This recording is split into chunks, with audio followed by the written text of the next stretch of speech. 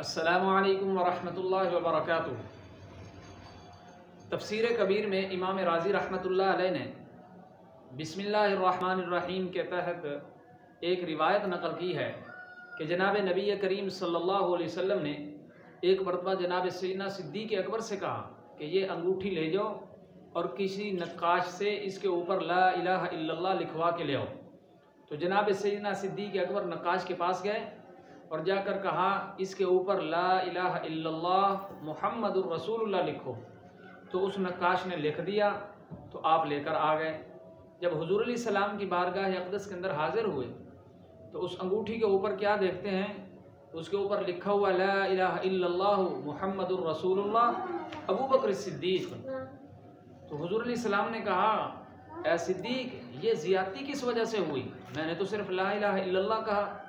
तो जनाब सिद्दीक़ अकबर रज़ियल्लाहु अन्हु ने फरमाया या रसूलल्लाह, मुझसे ये बर्दाश्त न हुआ कि अकेला अल्लाह का नाम हो और अल्लाह के नाम से आपका नाम जुदा हो, तो इसलिए ला इलाहा इल्लल्लाह के साथ मैंने मुहम्मदुर रसूलुल्लाह भी लिखवाया। और उसके बाद फिर यही आपस के अंदर गुफ्तगू हो रही थी। तो ये अबू बकर सिद्दीक़ किसने लिखवाया? तो हज़रत जिब्रील अमीन तशरीफ़ लाए।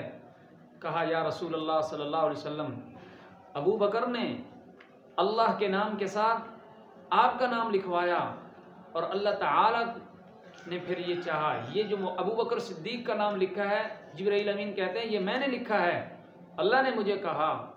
तो अबू बकर ये नहीं चाहते कि आपका नाम और अल्लाह का नाम अलहदा हो, और अल्लाह ताला ये नहीं चाहते कि आपके नाम के साथ आपके नाम से सिद्दीक़ अकबर का नाम जुदा हो। तो इसलिए ला इलाहा इल्लल्लाह आपके कहने से लिखा गया, मुहम्मदुर रसूलुल्लाह सिद्दीक़ अकबर के कहने से लिखा गया, और अबू बकर सिद्दीक़ का जो है वो अल्लाह ने मुझे कहा और मैंने आपके साथ लिखा। सुबहान अल्लाह, क्या फ़जीलत और क्या शान और मकाम है जनाब सैयदना सिद्दीक़ अकबर रज़ियल्लाहु तआला अन्हु का। अल्लाह ताला हमें